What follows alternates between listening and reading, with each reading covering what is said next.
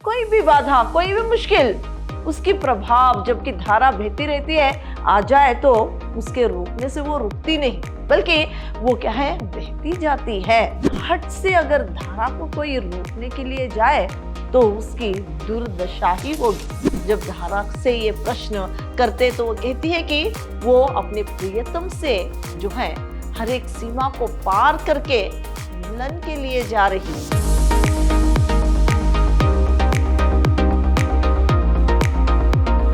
प्रणाम, मैं Rihanna yes, अति उत्तम विद्याश्रम की हिंदी प्रवक्ता। मेरे थर्ड सेमेस्टर के बीसीए के जितने भी विद्यार्थी हैं, आप सबका मेरी कक्षा में स्वागत है। मेरे प्रिय विद्यार्थियों, इस सेमेस्टर जो आपके लिए काव्य पराशर है, उसके अंतर्गत जो आधुनिक कविता है आपके लिए धारा, आज मैं उसी कविता के बारे में आपको बताऊंगी। पहले हम इस कविता के जो कवि हैं सूर्यकांत त्रिपाठी निराला जी, इनके बारे में संक्षिप्त में जानेंगे। सूर्यकांत त्रिपाठी निराला जी, इनका जो जन्म है वो 1897 में मेदिनीपुर महिषादल नगर में हुआ था। मेदिनीपुर महिषादल नगर में इनका जन्म हुआ था और इनकी जो रचनाएं हैं वो इस प्रकार है। सरोज स्मृति, राम की शक्ति पूजा, अनामिका, परिमल, गीतिका, तुलसीदास, जूही की कली आदि, ये सब इनकी रचनाएं। इनकी जो मृत्यु है सन 1962 में इनकी मृत्यु हुई थी। जो आपके लिए धारा है, ये कविता जो है नदी की जो धारा है वो किसी के रोकने से नहीं रुकती। ये धारा क्या है, बहुत तीव्र गति से जो बहती है। जब कभी उसमें बाढ़ आ जाती है तो किस तरह से रणचंडी की तरह सभी क्या है अपनी धारा में लेकर बह जाती है और असीम अपने प्रियतम से मिलने के लिए वो किस तरह से क्या है पागल हुई धारा बहती है, उसी पर दर्शाई हुई ये कविता है। जो निराला जी यहाँ पर जो नदी का प्रभाव है, जो नदी की धारा है, उसको बताते हुए, उसका वर्णन करते हुए, उसकी विशेषताओं को बताते हुए यहाँ पर जो है इस कविता को लिखा है। जो आपके लिए कविता है वो इस प्रकार है। बहने दो रोक टोक से कभी नहीं रुकती है, यौवन मद की बाढ़ नदी की किसे देख झुकती है। देखिए यहाँ पर निराला जी कह रहे हैं इस कविता में कि धारा की आवध जो गति की विशेषताओं का विश्लेषण यहाँ पर करते हैं। कहते हैं कि धारा किसी के रोकने से या किसी के टोकने से क्या है वो रुकती नहीं है। कोई भी बाधाएं उसे रोक नहीं सकती। क्या है यहाँ पर बताते हैं कि कोई भी बाधा, कोई भी मुश्किल, उसकी प्रभाव जबकि धारा बहती रहती है आ जाए तो उसके रोकने से वो रुकती नहीं, बल्कि वो क्या है बहती जाती है। फिर आगे कहते हैं कि क्या नदी की बाढ़ किसी के सामने झुकती है। जब नदी में बाढ़ आ जाती है तब क्या है किसी के रोकने से, किसी के बताने से क्या वो बाढ़ रुक जाती है? कभी नहीं रुकती, क्योंकि वो क्या है उसका वेग जो है वो इतना प्रभावपूर्ण होता है कि उसके सामने आई हुई हर एक वस्तु को लेकर क्या है वो बह जाती है। किसी के रोकने से वो कभी नहीं रुकती। इस तरह से यहाँ पर क्या है निराला जी कहते हैं। आगे वे कहते हैं कि गरज गरज वो क्या कहती है, कहने दो, अपनी इच्छा से प्रबल वेग से बहने दो। सुना रोकने उसे कभी कुंजर आया था, दशा हुई फिर क्या उसकी, फल क्या पाया था। तिनका जैसे मारा मारा फिर तरंगों में बेचारा, गर्व गवाया हारा।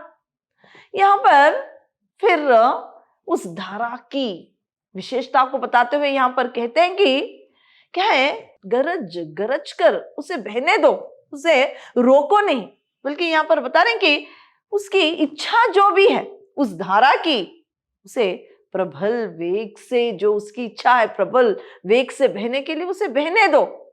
फिर यहाँ पर बता रहे हैं कि एक कुंजर, कुंजर यानी हाथी हाथी अहंकार के साथ, गर्व के साथ क्या है, नदी को रोकने के लिए, नदी की धारा को रोकने के लिए आया था। लेकिन उसी धारा में क्या है, वो बहता हुआ मारा मारा वहीं पर क्या है फिर रहा था। उस धारा को वो रोक नहीं पाया। और हाथी का जो गर्व था, जो अहंकार था कि धारा को वो रोक सकेगा, वो सब क्या है, नाश हो गया। उसका अहंकार कुछ काम नहीं आया, उसका अहंकार भी क्या है, मिट गया। इस तरह से यहां पर जो है निराला जी कह रहे हैं। तो यहां पर देखिए, प्रभाव की तरंगों में तिनका जैसा मारा मारा फिरा बेचारा का गर्व यूं मिट गया। यदि हठवश किसी ने भी हट करके अपने अहम भाव में धारा को रोकने का एक श्रम करे, तो वो क्या है, उसकी दुर्दशा इसी तरह से होती है।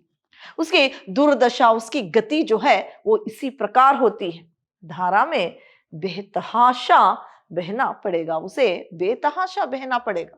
उस धारा में बेतहाशा उसे बहना पड़ेगा, उसे कोई नहीं रोक सकता। जैसे कि यहाँ पर हाथी गर्व कर रहा था कि धारा को वो रोकेगा, लेकिन वो धारा में ही बहता हुआ मारा मारा जो है, उसका गर्व भी मिट गया और वो स्वयं भी मिट गया। जो बेतहाशा धारा जो बहती है, कोई भी उसे रोक नहीं पाएगा और उसे रोकना नामुमकिन है। वो धारा जो है ऐसे ही बेतहाशा जो है बहती जाती है और कोई उसे रोक नहीं सकता है। अगर कोई भी बाढ़ में अगर कोई फंस गया तो क्या है, वो किनारे तक आना नामुमकिन होगा। आगे फिर वे लिखते हैं, आगे निराला जी यहां पर लिखते हैं, अगर हठवश आओगे दुर्दशा करवाओगे, बह जाओगे, देखते नहीं वेग से लहराती है, नग्न प्रलय का सातांडव हो रहा, चाल कैसी मतवाली लहराती है। प्रकृति को देख मींचती आंखें त्रस्त खड़ी है, थरारती है। आज हो गए ढीले सारे बंधन, मुक्त हो गए प्राण, रुका है सारा करुणा क्रंदन। अगर हट से अगर धारा को कोई रोकने के लिए जाए तो उसकी दुर्दशा ही होगी। कोई बाढ़ को रोक नहीं सकता, बाढ़ को रोकने वाला ही बाढ़ में बहकर उसका जो हट है वो मिट जाएगा, खुद भी वो मिट जाएगा, किनारे तक पहुंचना नामुमकिन है। इस तरह से यहाँ पर निराला जी कहते हैं। फिर आगे वे कहते हैं कि देखिए, ये वेग जो है धारा की, जो कि जबकि बाढ़ आ गई है उसमें लहरों पर लहरें उठने लगती है, और उसकी जो लहर है, जो कि धारा है, वो बहुत ही प्रभावपूर्ण होती है। फिर यहाँ पर निराला जी कहते हैं कि ये प्रकृति पर तांडव जैसे नजर आता है, जैसे कि तांडव धारा कर रही है, इस तरह से यहाँ पर नजर आता है। और यहाँ पर निराला जी आगे कहते हैं कि कवि एक प्रचंड धारा जो है, एक प्रचंड धारा का चित्रण कर रहे हैं। इस पद्यांश में कवि जो धारा का प्रचंड जो चित्रण है वो कर रहे हैं। धारा वेग से लहराती है, फिर जो है उसकी चाल जो है बहुत ही मतवाली, चाल उसकी मतवाली, इसका मतलब है उसकी धारा जो है इतना प्रभाव से, इतना क्या है, वो वेग से जो है बहती जाती है। फिर प्रकृति आंखें बनकर त्रस्त खड़ी है, इसका मतलब है विवशता से खड़ी है। प्रकृति जो है उसके सामने असहाय है और वो क्या है, विवशता से सिर्फ खड़ी हुई है। फिर कवि कहते हैं कि ऐसे लग रहा है कि पूरी प्रकृति कांप रही है। उसके प्रबल प्रचंड वेग से जब बाढ़ आती है तो प्रकृति जो है क्या है, वो कुछ नहीं कर सकती, विवशता से खड़ी है। और कोई भी बाढ़ को रोक नहीं सकता। कोई भी हट करके उसे रोकने जाएगा तो खुद वो मिट जाएगा, उसका जो अहंकार मिट जाएगा, खुद भी वो क्या है, बच नहीं पाएगा। फिर निराला यहाँ पर कहते हैं कि उसके वेग को देखकर प्रकृति जो है वो थरथराती है, कांप उठती है। इसी तरह से क्या है, इस जो धारा है, जबकि उसमें बाढ़ आए तो किस प्रकार प्रकृति भी उसके सामने हार मान लेती है और कांपने लगती है, इसको यहाँ पर बता रहे हैं। फिर आगे कहते हैं कि बहती कैसी पागल उसकी धारा, हाथ जोड़कर खड़ा देखता दीन विश्व ये सारा। बड़े दम से खड़े हुए ये भूधर, समझे थे जिसे बालिका, आज डहाते शिलाखंड चाय देख। शिलाखंड नर मुंड मालिनी, कहते उसे कालिका। छोटी लट इधर उधर लटकी है, श्याम वश पर खेल रही है। स्वर्ण किरण रेखाएं, एक पर दृष्टि जरा अटकी है, देख एक काली चटकी है। फिर यहां पर निराला जी कहते हैं कि बहती कैसी पागल उसकी धारा, नदी की जो धारा है बाढ़ आने से पागल होकर, पागल सी वो धारा जो है बह उठती है, इतने वेग से बहती जाती है। फिर वो पागल से बह रही है, सारा बंधन ढीले हो गए हैं, सारे बंधन जो है ढीले हो गए हैं, प्राण मुक्त हो गए हैं। फिर आगे यहां पर कहते हैं कि सारी दुनिया हाथ जोड़कर जो है खड़ी हुई है। सारी दुनिया, सारा विश्व जो है वो हाथ जोड़कर खड़ा है। जो पर्वत दम से, जो पर्वत जो है दम से खड़ा था, अब वो भी थर थर कांप रहा है। जो इस प्रकृति में बाढ़ आ जाए तो वो पर्वत को भी क्या है अपने चपेटे में ले लेती है, वो भी थर थर कांप उठता है। इसको यहाँ पर निराला जी कह रहे हैं। आगे वे कहते हैं कि जिसे बालिका समझा था वो कालिका बनकर शिलाखंडों का नाश कर रही है। जो धारा को एक मासूम सी बालिका समझा था, आज वो धारा जो है प्रचंड बनकर चंडी की तरह संहार करते हुए, आज जो कि बालिका समझी जाती थी, आज वो कालिका बन गई है और जो है वो खंडों का नाश कर रही है।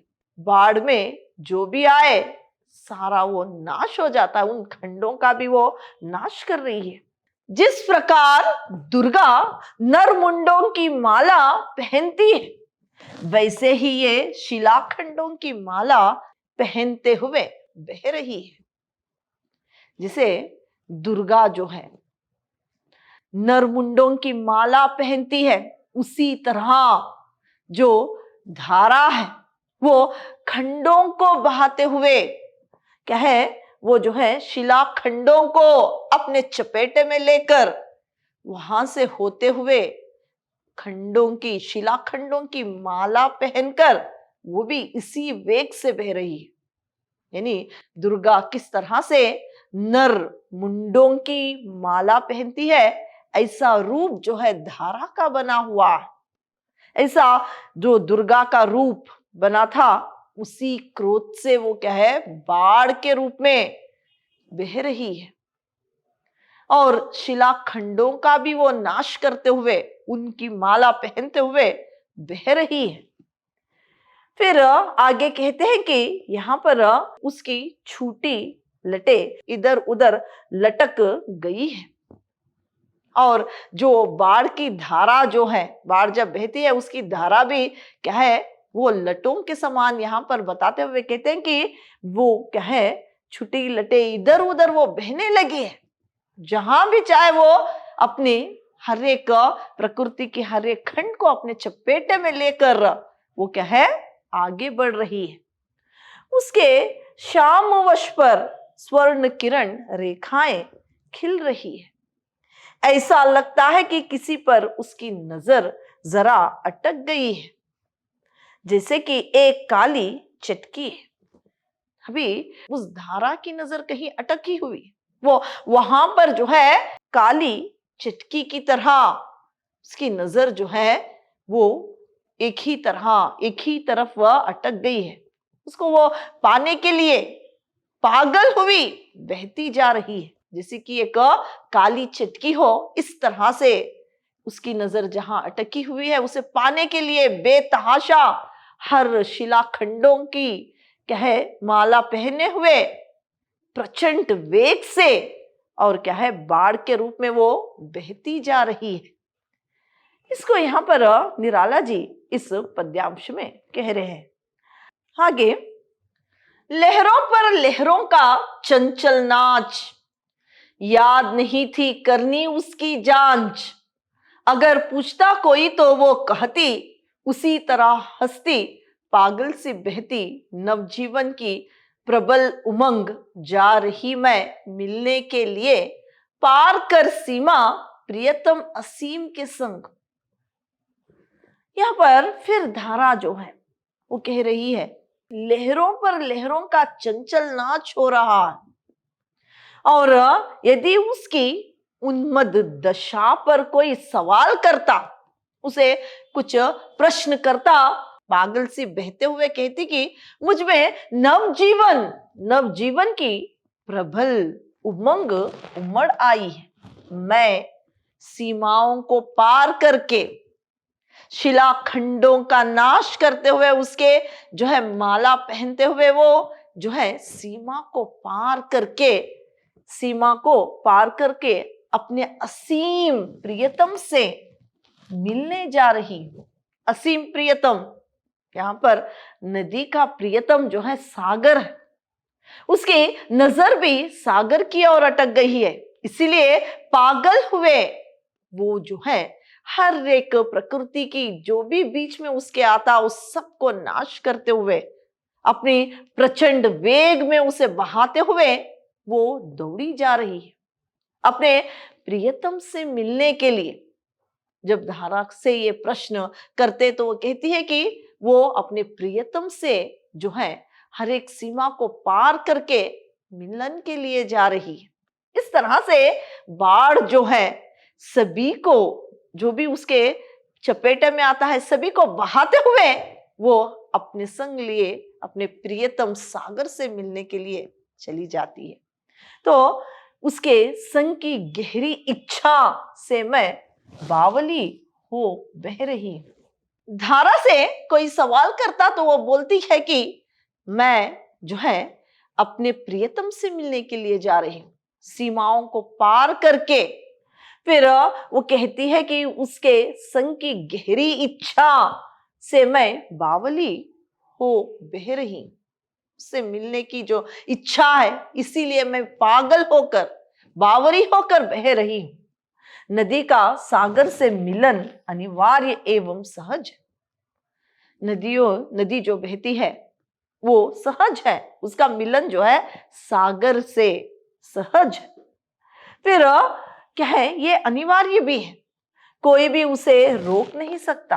कभी बाधाओं को तहस नहस करते हुए पगली सी धारा का लक्ष्य जो है, जो कि सिर्फ उसका एक ही लक्ष्य है कि सागर से मिले, अपने प्रियतम सागर से जो मिलने की एक लक्ष्य है, वो मिलकर ही रहती है।